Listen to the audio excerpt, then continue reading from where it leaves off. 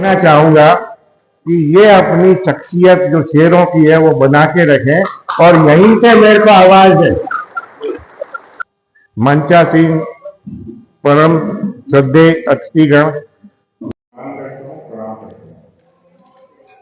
सर्वप्रथम मैं कुछ ऐसी बातें आई, सहमति है और असहमति हो सकती है आपके और मेरे में। तो सबसे बड़ी असहमति जो मैं बताता हूँ कि दो elder to me, I am not having any dare to speak something, कि आदरणीय मोदी जी शब्द से मुझे जरूर है किस बात के आगे। दूसरा मेरा विरोध है कि मोदी की क्या औकात थी जो राम का मंदिर बनाता या रामलीला विराय को। जब तक श्री राम की इच्छा नहीं होगी तब तक कोई मंदिर नहीं बनता, एक ईंट नहीं लग सकती थी।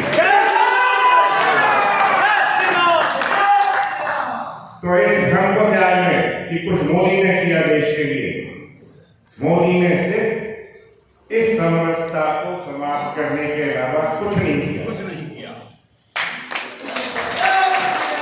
जिस समरसता के नाम पे सरकार आई 12-13 साल को चले, लगातार कंटिन्यू सत्ता में है और उस समरसता को सबसे अधिक जो ठेस पहुंचाई, भेज दिए, जात राजियों में बांट दिया, वो सिर्फ इस सप्ताह का ही कार्य है।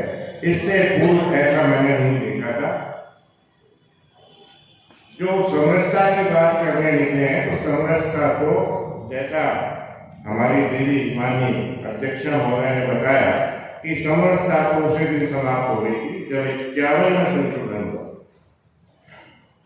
जिस दिन जाति आधार पर संशोधन हुआ उसी दिन देश की समरसता समाप्त हुई। समरसता उसे बोलते हैं जहां जाति विभेद न हो और आर्टिकल 14 जो है अनुच्छेद 14 जो समानता का अधिकार देता है वो एप्लीकेबल हो, सभी के लिए बराबरी हो। दूसरा भेद जो हुआ, जो एक बड़ी परेशानी का सबब भी है कि हमें तो अपनों में ही होता है, गैरों में कहां बनती। हमारे यहाँ से कितने प्रतिनिधि आते हैं? आज लगभग 90% की लोकसभा और राज्यसभा में समय।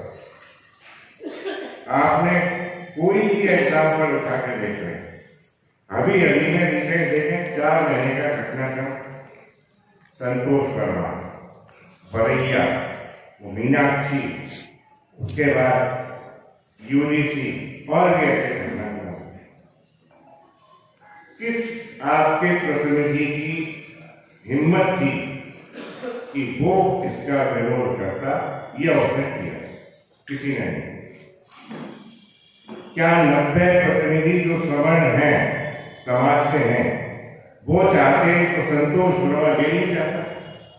100% जाता। उनने हमारा साथ दिया?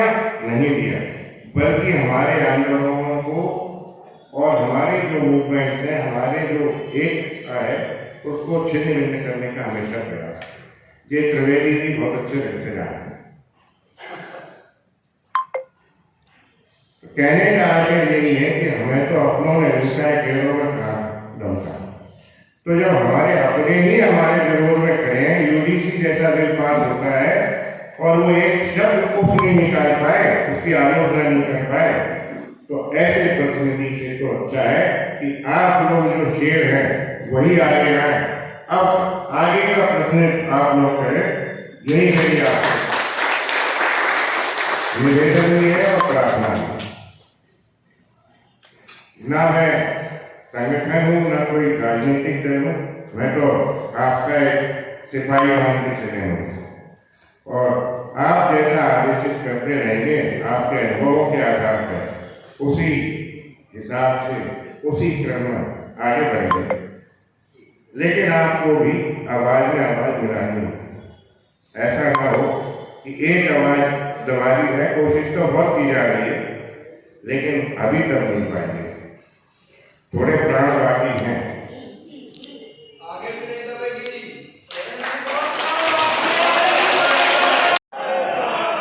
शुरुआत करने की हम आरक्षण से ही है। ये आरक्षण इस तरह का विचार आप और हम लोग रोज सुनते हैं कि शोषण करता है समाज, ब्राह्मणों ने क्षत्रियों ने शोषण किया है, बल्कि उल्टा है, हम लोग शोषित हैं। जो अभी थाली वाली बात आई थी, हमारी थाली में से लड्डू उन्हें दिया जाता है, ना कि हमने शोषण किया। थाली हमारी है, प्रतिभाएं हमारी है, उनके अधिकार छीन लिए जाते हैं। ये शोषण नहीं है तो और क्या है? तो आप उल्टी बात न सुने, उसका जवाब ये देना पड़ेगा। शोषण हमारा हुआ है और लगातार जारी है। आज 78 साल हो गए, वो शोषण बंद नहीं हुआ, बल्कि सत्ता चाहती है कि उसमें और बढ़ोतरी की जाए और इसको कैसे भी ऐसा कर दिया जाए कि जो सवर्ण थोड़ी बहुत विरोध करता है, आवाज उठाता है, वो भी बंद कर दिए। और इसीलिए इस तरह के कानूनों की रचना संरचना की जाती है और बिल पास किए जाते हैं।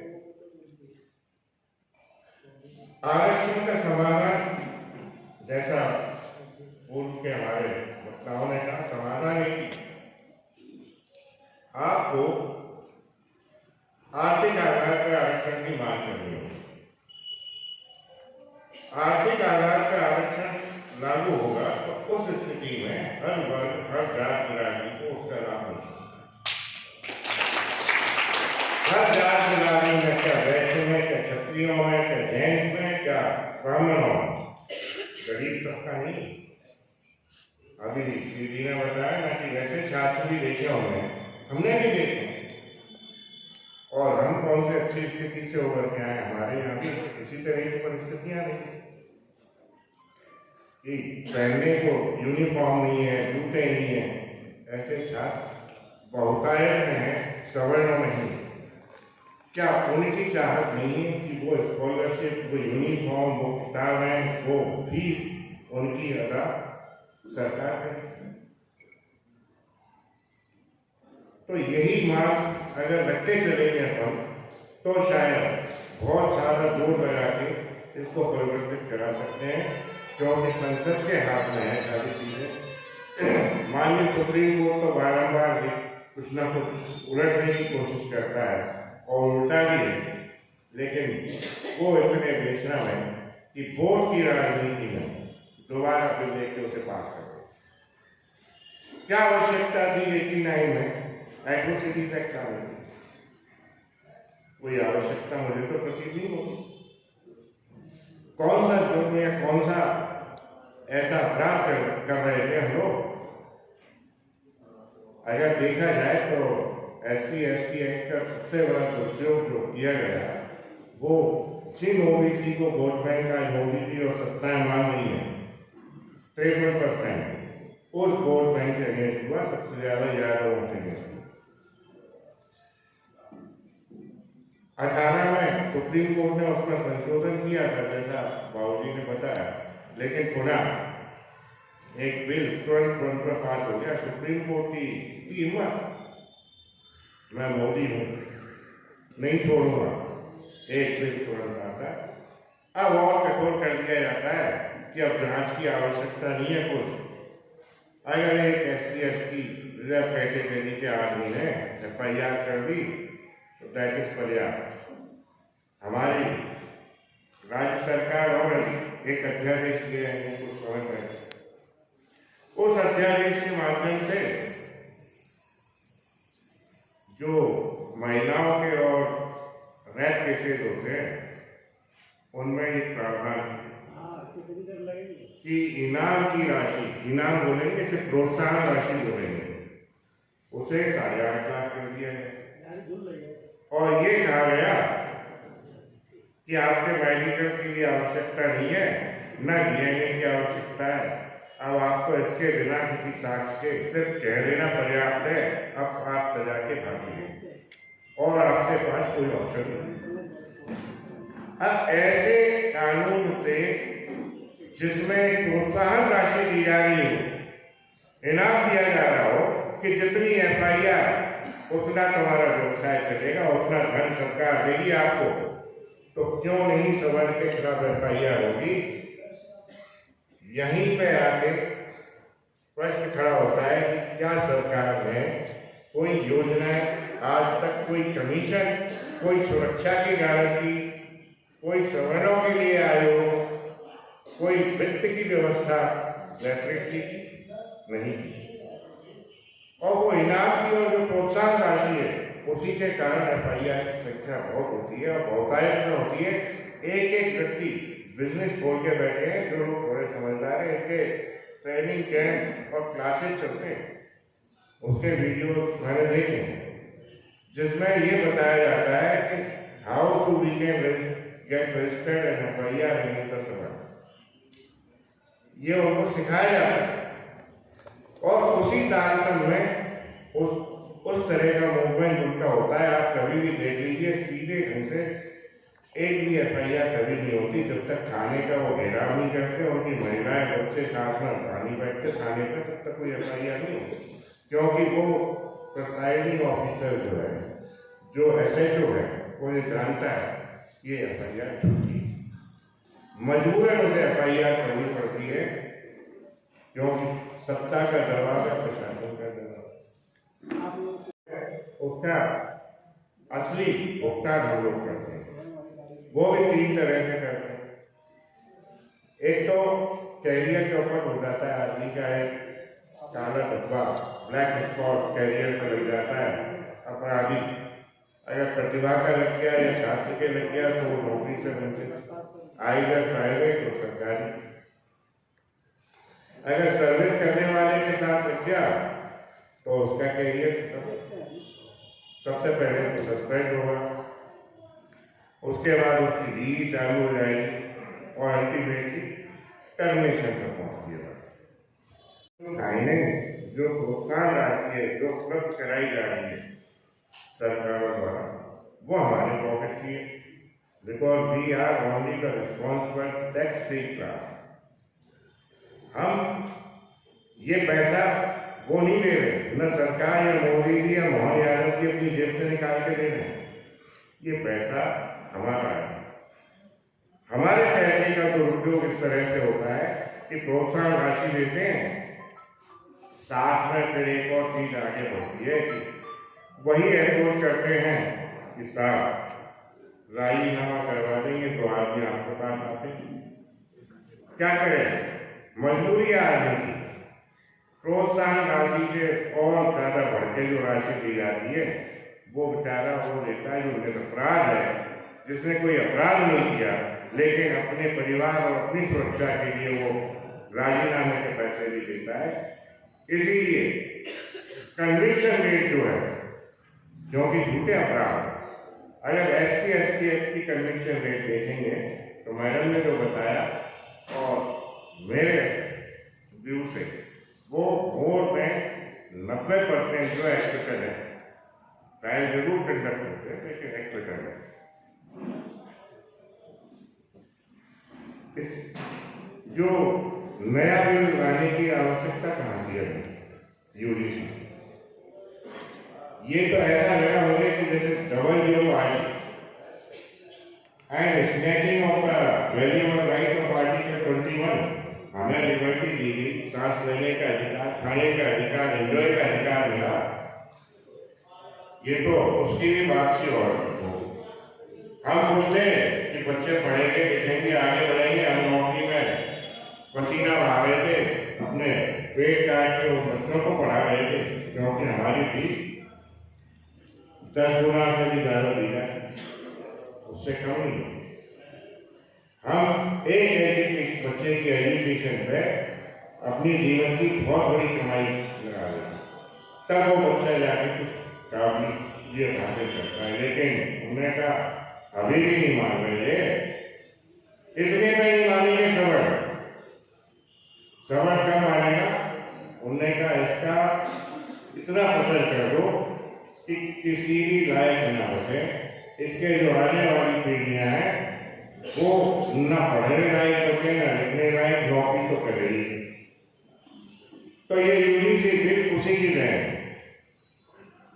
यूजीसी बिल जो कहा कि 12, 23 और फिर 26 में है, तो मैंने दोनों को देखा कंपेयर करके 23 और 26 वाले को, दोनों में विशेष अंतर नहीं नजर आया। थोड़ा माइनर डिफरेंस है, बहुत अधिक नहीं है, लेकिन बिल पास करने में है भूमिका हमारे जो स्टैंडिंग कमेटी के चेयरमैन थे, वो भी समझते। गोंडा के जो सांसद रहे शायद ब्रजभूषण सिंह, उनका लड़का भी उसका नाम है। तो सवर्णों ने ही सवर्णों के खिलाफ बिल पास कर दिया। इससे ज्यादा अत्याचार आपके प्रतिनिधि क्या करेंगे? किसी की डिमांड नहीं थी, किसी ने मांग नहीं रखी थी कि बिल पास करें, ना उधर से मांग थी ना इधर से कोई रिक्वेस्ट थी। Bill all of a sudden लाया। क्यों लाया गया? अब उनको ये सिखा दिया गया, बहुत दूर दूर से नारे लगवाए जा रहे हैं कि 85 और 15, और जितनी जितनी जनसंख्या उसकी उसकी भागीदारी। 85 और 15% पे सरकार खेलना चाह रही है वोट की राजनीति कि अगर 85 हमारे पास होगा तो निश्चित हमें सवर्णों की जरूरत नहीं है, और वो वैसे भी जाएगा, वो तो हमारी पॉकेट में पड़ा है, मजबूरी है उसकी वोट लेने। तो जो 85 और 15 का गेम है वो गवर्नमेंट ने ये भी खेला, सवर्ण का पतन हो जाएगा। अब डबल जो पार्टी कैसे, उसके पास ऑलरेडी ऑप्शन है। एक स्टूडेंट ने कोई इस तरह की हरकत की, वहां सवर्ण ने किसी रिजर्व कैटेगरी के स्टूडेंट से, उसके पास ऑलरेडी ऑप्शन था ना, वो जाता है SC ST एट्रोसिटीज एक्ट में FIR रजिस्टर कर सकता है। ये दूसरी पेनल्टी क्यों, दूसरी कंप्लेंट क्यों? ये तो एक डबल जो पार्टी हो गई। आज हमारे बच्चे जो पढ़ने जाएंगे, वो शिक्षा लेने जाएंगे, वो इस मेंटालिटी से जाएंगे, उनका मोरल, उनका इतना हरेसमेंट हो जाएगा उस समय तक कि वो बेचारा यही सोचेगा मैं यहाँ बैठूँ क्लास में या वहाँ बैठूँ, अगर मैं बगल में बैठूँ या दूर बैठूँ। वो सबसे पहले तलाश ले जाके इस क्लास में पता करूँ, जैसा मैडम ने कहा पहले नहीं जानते थे, बल्कि आज भी नहीं जानते।